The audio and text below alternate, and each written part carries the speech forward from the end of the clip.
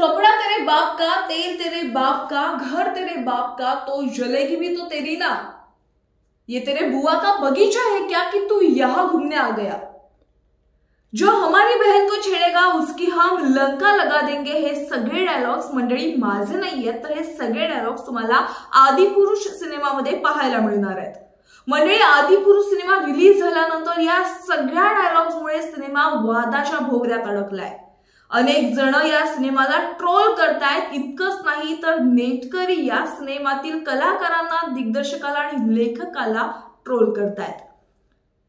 या सिनेमातील हे सगळे डायलॉग्स ऐकून काही नेटकऱ्यांचं म्हणणं आहे की सिनेमातील डायलॉग्स हे चुकून टाकण्यात आलेले आहेत, तर काही नेटकऱ्यांचं म्हणणं आहे की या डायलॉग्सवर विचारच केला गेलेला नाहीये।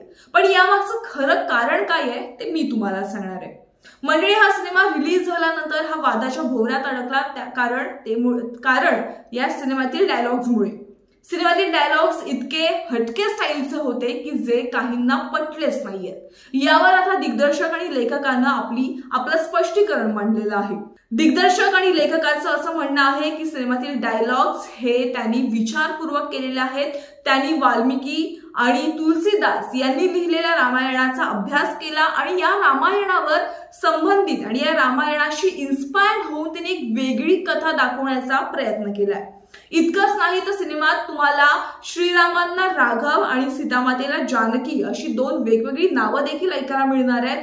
त्यामुळे जर हा सिनेमा रामायण नाहीये तर मग हा सिनेमा पाहण्यासाठी थिएटरमध्ये हनुमंतासाठी एक वेगळी जागा का ठेवण्यात आलेली आहे।